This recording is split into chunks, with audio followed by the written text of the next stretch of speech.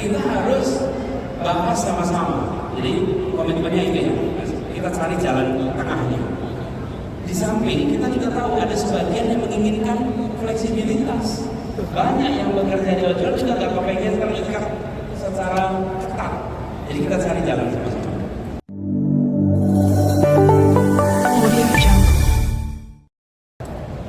Suatu pengalihan yang melegalkan perusahaan aplikator tidak mengikuti ketentuan sebagaimana yang ditetapkan oleh Undang-Undang Tenaga Kerja.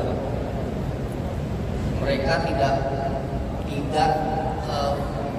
berhak atau tidak diwajibkan untuk membayar THR, BPJS Kesehatan.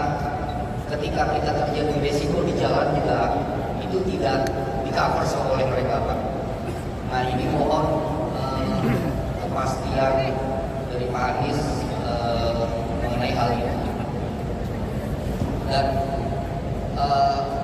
Pak Anies sudah berjalan di seluruh kota wilayah Indonesia, bahwasannya semua yang Pak Anies dengar inilah suara hati nurani masyarakat Indonesia. Pak Denny, terima kasih. Pak Denny tanya tentang ini hubungannya kemitraan. Ini kan tadi saya sampaikan tadi. Kita mempelajari dari beberapa tempat.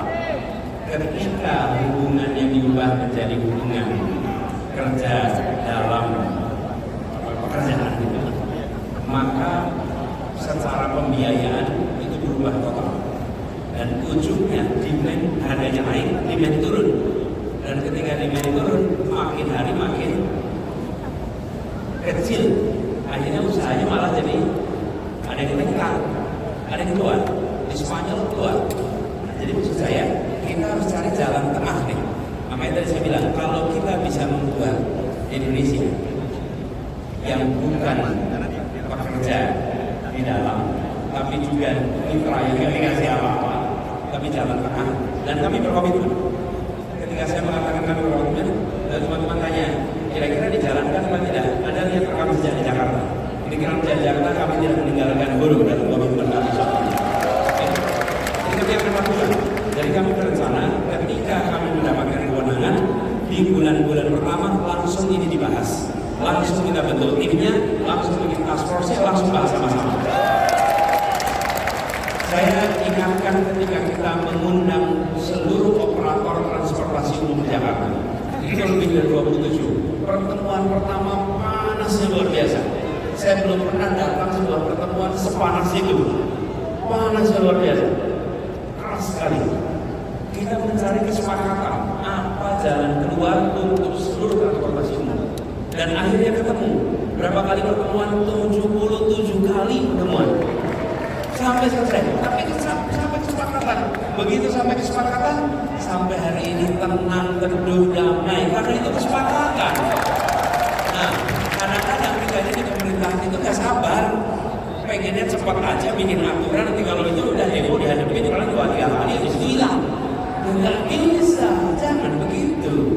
Kita harus bahas sama-sama. Jadi komitmennya itu ya. Kita cari jalan tengahnya. Di samping kita juga tahu ada sebagian yang menginginkan fleksibilitas. Banyak yang bekerja di ojol juga nggak kepengen terikat secara ketat. Jadi kita cari jalan sama-sama.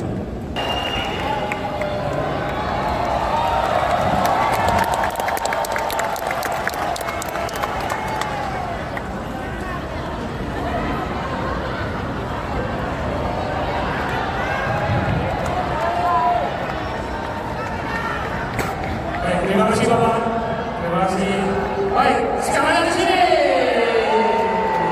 Perkenalkan, saya dari Cikarang aja, Bang. Dari Bungku Cikarang. Saya ini dari Cikarang ada, Bang. Cikarang.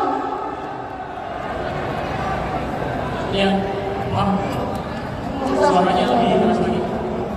Ya, jadi Abang sebetulnya saya itu di keluarga yang satu itu kan cuma saya. Yang lainnya itu semua dua Abang. Nah, di sini saya kayaknya meyakinkan keluarga saya karena sebetulnya keluarga saya itu banyak yang dulu. Tapi mereka punya pikiran kalau kita tuh mobil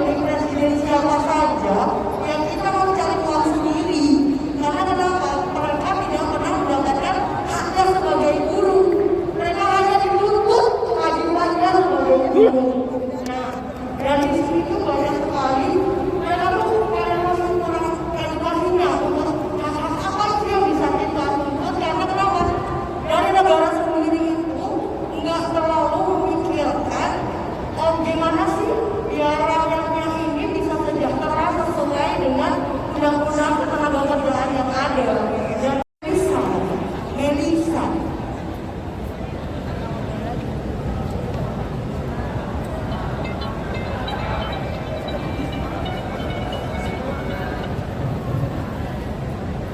Ya nggak apa-apa, nggak harus buka masker, nggak apa-apa, nggak apa-apa.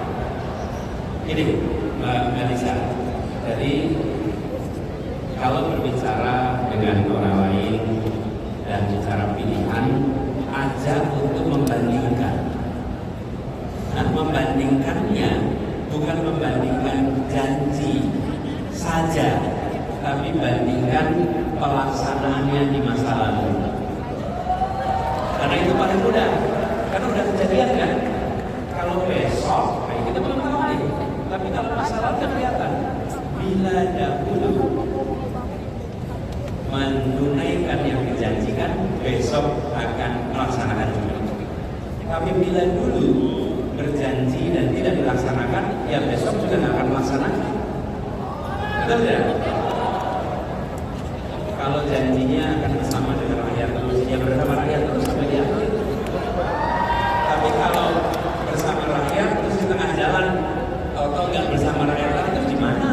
Ya, jadi ada ajak begitu. Lalu yang kedua, kami insya Allah berkomitmen untuk memastikan agar ada badan khusus, unit khusus yang tugasnya merespon laporan-laporan tentang hak-hak yang tidak dipenuhi, yang tugasnya memastikan hak-hak itu dipenuhi, karena itu ada di dalam kontrak, itu ada dalam aturan, dan itu harus dilaksanakan. Pemerintah tidak boleh abai.